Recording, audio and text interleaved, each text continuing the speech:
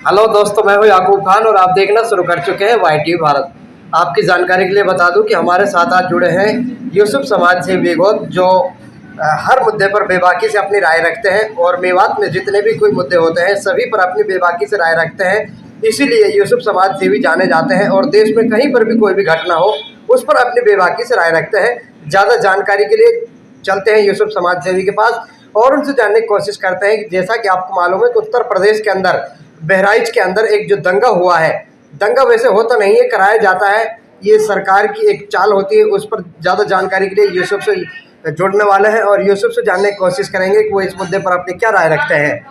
जी यूसुफ जी। सबसे पहले आपका चैनलों का शुक्रिया अदा करता हूँ।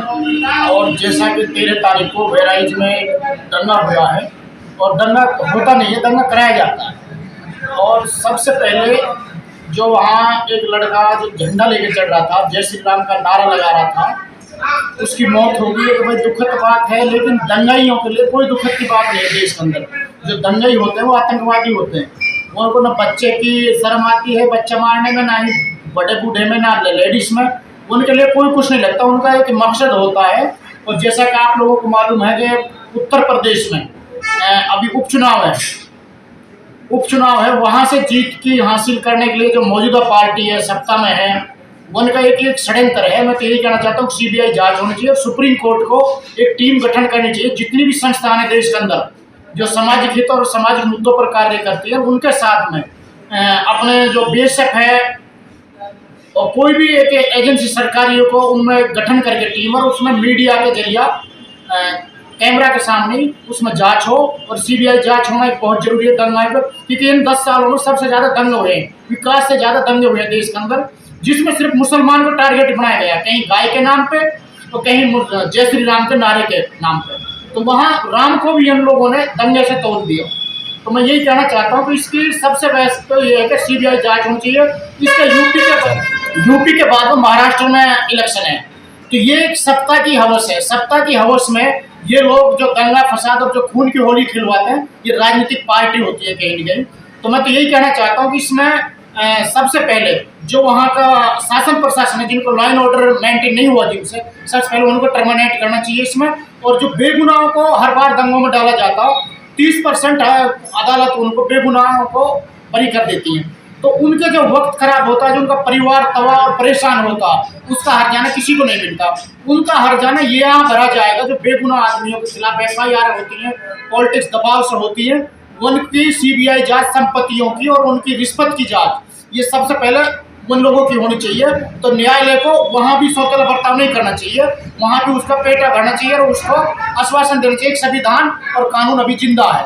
अच्छा, जिनका नुकसान हुआ और जिनकी दुकानों को चिन्हित करके मकानों को जला दिया गया, एक शोरूम था बजाज का जिसमें 3540 बाइक थी, स्कूटी थी, उनको आग के हवाले कर दिया गया और अब उन्हीं पर कार्रवाई की जा रही है चुन चुन करके। इसमें आप सरकार को किस तरह से देखते हैं? ये सर एक गोरे अंग्रेजों वाली सोच है। जो गोरे थे तो देश से भगा दिए थे देशभक्तों ने, तो ये काले अंग्रेज है, उसी नस्ल फसल में से है।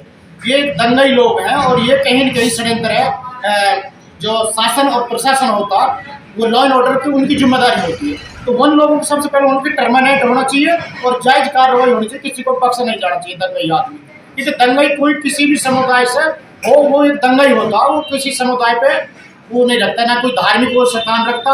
अभी जैसा आपको मालूम है, कभी किसी मुसलमान के खिलाफ, किसी धर्म के खिलाफ बोला जाता है, सल्लल्लाहु अलैहि वसल्लम के खिलाफ बोला जाता है। तो ये सारी एक राजनीतिक पॉलिटिक्स है। सबसे पहले जो वहाँ दंगा की जो मेन जड़ है, जो दंगा की मेन जड़ है, उसको फांसी देनी चाहिए, फाइट कोर्ट लगा के इनकाउंटर करना चाहिए प्रशासन को। देखो उसकी जो मौत हुई वो दुखद कहानी है, लेकिन उसको ये पूछा जाए कि वो डकैती मारने के लिए गया था या किसी बहन बेटी की इज्जत लूटने के लिए वहाँ चढ़ा था उसके मकान पे।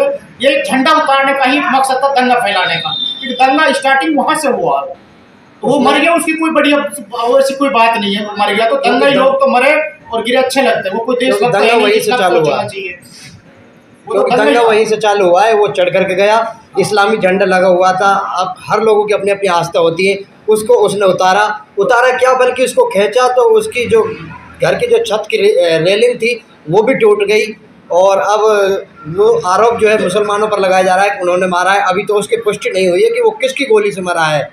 ये तो जाहिर सी बात है कि जिसके घर पर आदमी चढ़ सकता है किसी भी जीने से, ये तो है कि वो तो मार नहीं सकते, क्योंकि वो तो दंगाइयों की गोली लगती है, वो दंगाइयों का ही षड्यंत्र होता है, या कोई झगड़ा होता है या किसी भी तरह का कोई मामला होता है तो एक फंसाने के लिए, कड़झाने के लिए, दंगा बढ़ाने के लिए वो होता है मामला।